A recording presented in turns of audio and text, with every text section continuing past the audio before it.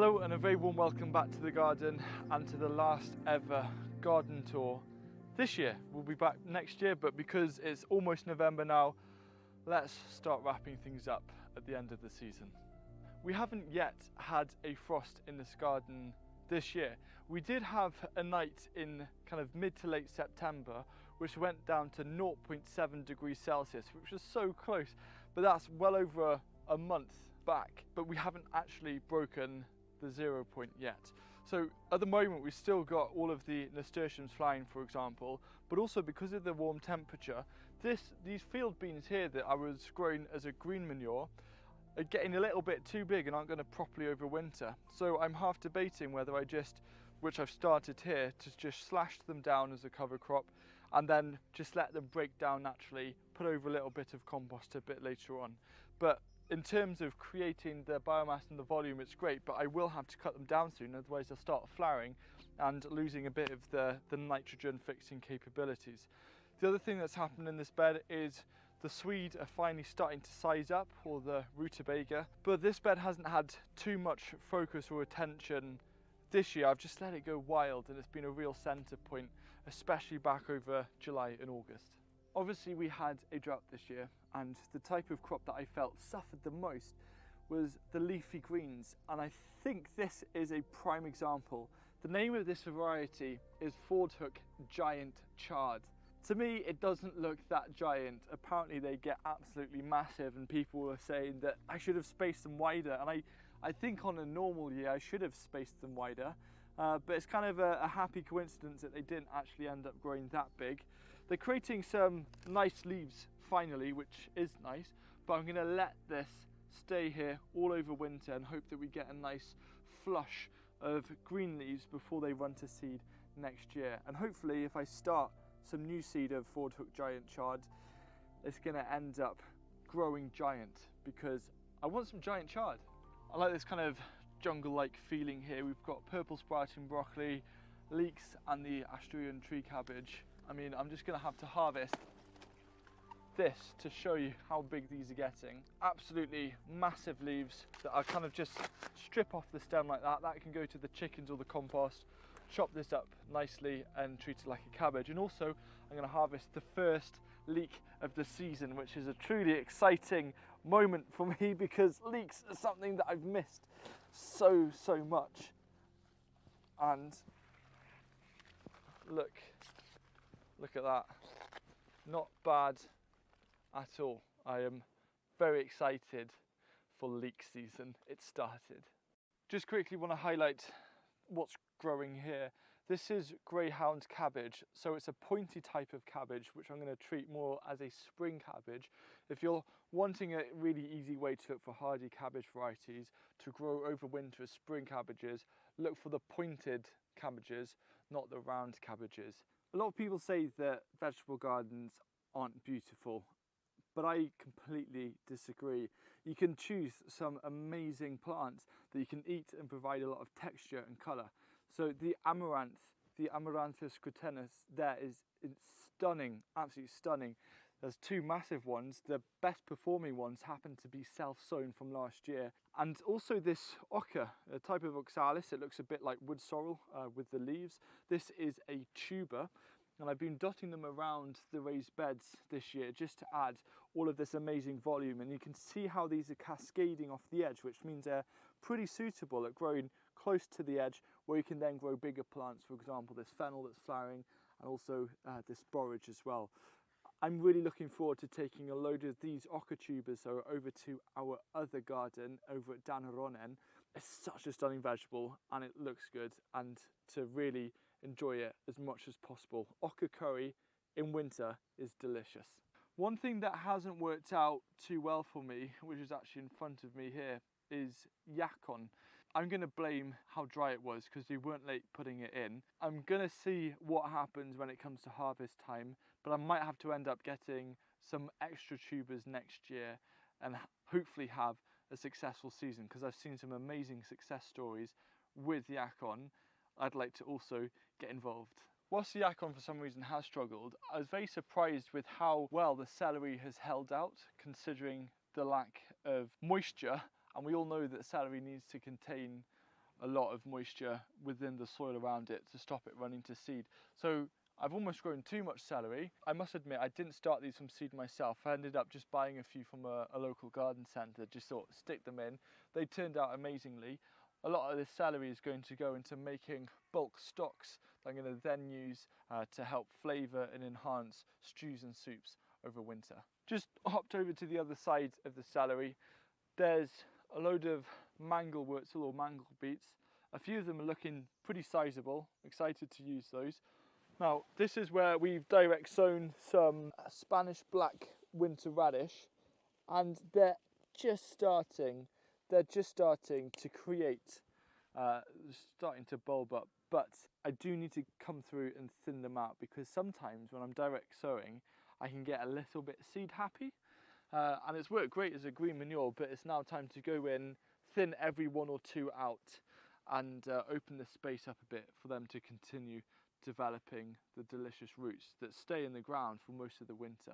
I often get the question from people asking if I'm sad about it being the end of a growing season, and I'll be completely honest, I'm not exactly that sad. For me, I constantly get excited about the potential for the next year, because a garden really is, I feel, an extension of ourselves. We grow the things that we want, we grow the things that kind of bring us joy, bring us a bit of purpose. Effectively, a garden is your canvas, and what I love about this time of year as the beds start clearing is that I'm getting back to that blank canvas stage, and I can spend a lot of winter just dreaming and imagining how I want next year to play out. Now, sadly, winters mean much shorter days, but I don't mind that. I love having those long nights to think about the garden and read up on things and research things. And I also really want to try and get back into art. It was something that I used to do loads, mainly illustration and sketching and acrylics and stuff. Now, this video is sponsored by Readly, and Readly is this amazing platform that allows you to get access to read as much as you want for, I think it's over like 5,000 magazines and also newspapers as well. So some of my local newspapers I can read. Readly is a subscription that you just pay once a month, but you get access to all of that. And I think it's really important to mention that one account gives you 5 profiles.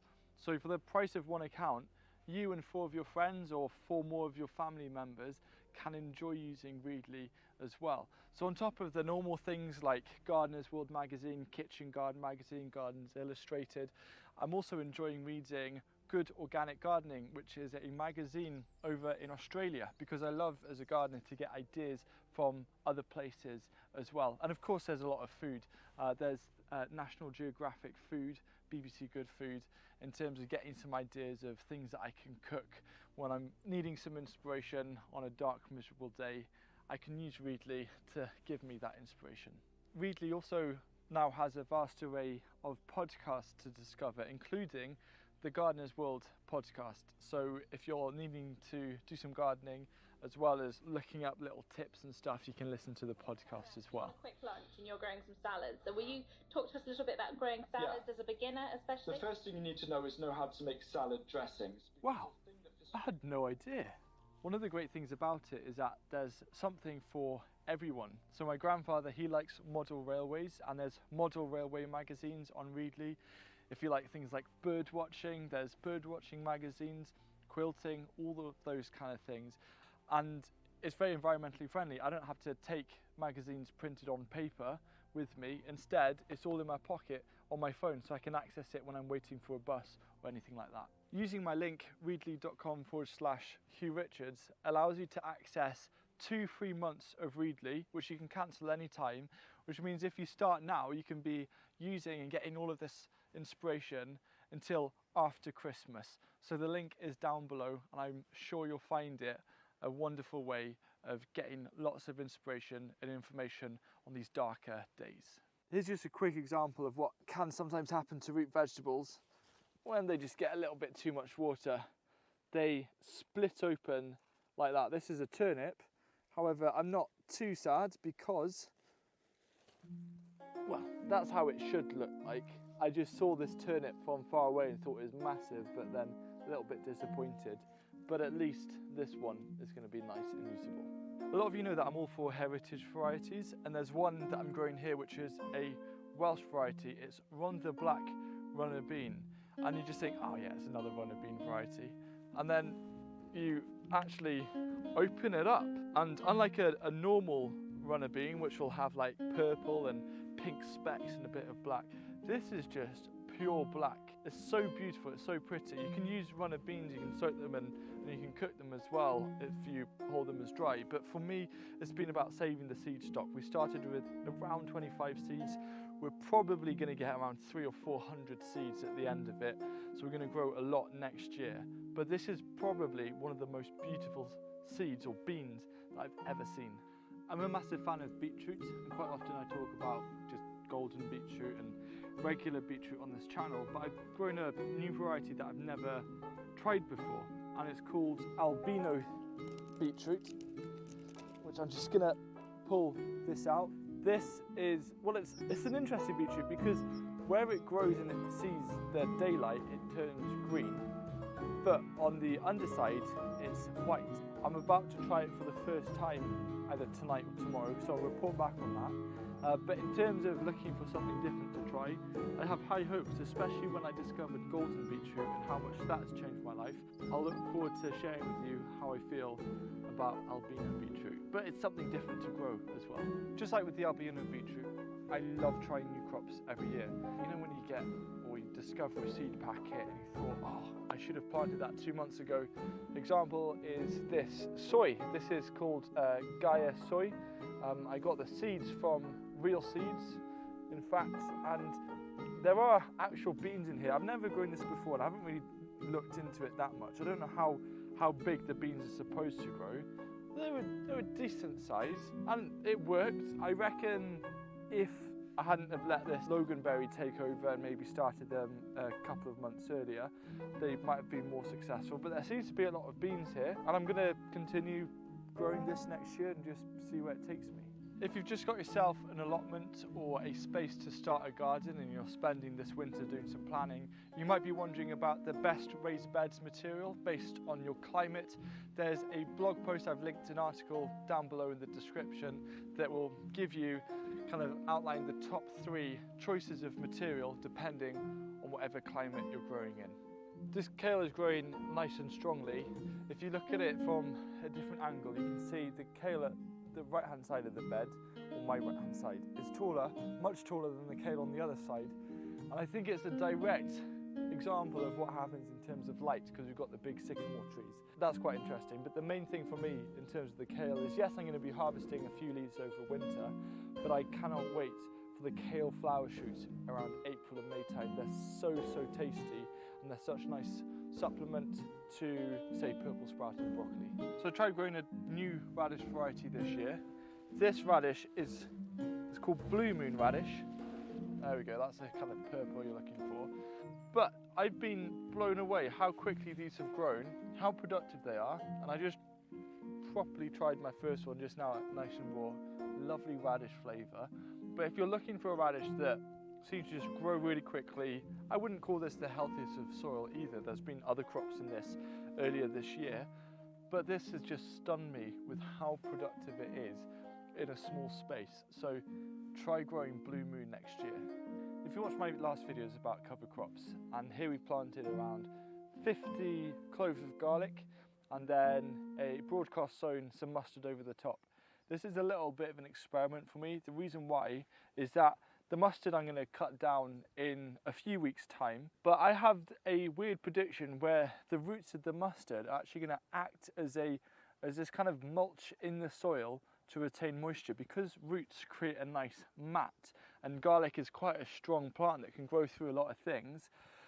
I wonder whether those roots will act as a really effective mulch to help retain moisture, which is really important, especially come May or June when the garlic is starting to bulb up. So let's just see what happens. That's my theory. If you've got any experience in this, let me know.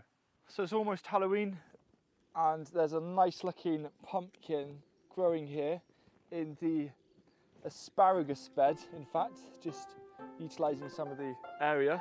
It's a very beautiful pumpkin but this is just a drop in the ocean of the amount of pumpkins we've had this year if we include our other site. You can see from the footage on the screen right now, it's just been so abundant for pumpkins this year. And so I'm going to really have to make sure that I preserve as much of them as possible and enjoy them over winter.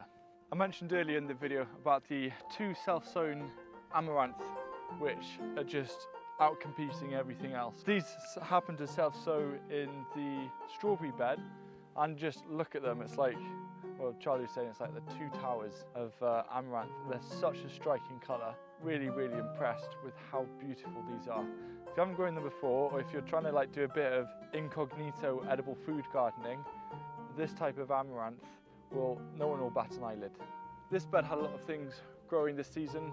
For example, sweet peas and some field beans and some other peas, a very leguminous bed. It's got nothing to do with the fact that I'm now growing leafy greens in this bed, but my colleague Lucy just direct sow a load of salads and see what happens. And I'm not much of a leafy green person, but there's something so nice. I've really missed rocket this year because of how dry it's been, but nothing really compares to eating rocket for me in terms of thinking about the taste of a leaf. Now, another thing that we've got a lot of seeds of is Quima dorapa, which at the moment there's a couple of honeybees here. This is also known as a sprouting kind of turnip top. Ideally you start to eat it before it flowers, but it's just so productive and it's a really nice flavour. If you want to like mix it into almost anything that you're cooking, like an omelette for example, this would be absolutely ideal. And then we've got some other things around like mustards, tatsoi, lettuce, etc. But this is it's an instant salad bed. You just pick a load of different things, add a nice dressing, you've got a decent salad. We're also coming slightly to the end of the tomato season. As you can see, a lot of the vines have been harvested, stripped back just to add airflow for the final tomatoes within here. It hasn't been the best tomato season because accidentally on one of the hot days both of the polycrub doors were kept closed, so this turned into an oven and it killed off all of the tops of the tomatoes a little bit early on in the season, which is quite funny. But you know, you can see we're still getting a decent harvest afterwards. But again, most of this has come out within a couple of weeks. I reckon we'll just turn the rest to ripen on the windowsill, maybe some green tomato chutney, and then just transplant a load of things in these beds to grow over winter, which will be a lot of fun. Whilst I've stopped watering the tomatoes to help them ripen, I'm still watering this, the Physalis, which is it's nearly 2 years old now, and it's just been producing so many of these beautiful Cape gooseberries. Absolutely delicious. I mean, I wasn't a huge fan of them until I started growing them, and now I'm absolutely hooked. I really hope that these will survive this winter again, another winter in the polycrub, because I was eating these all through January and February. So to have that kind of flavour, that sweetness, that sharpness in those kind of months, it was amazing. So I'm really keeping my fingers crossed to see how this performs. Don't forget to make the most of Readly. Use those 2 free months. There's the link down below in the description. And also to watch my garden tour playlist, because this is the end of all of the garden tours for 2022. So if you want to see where things started in March, all of the videos are here.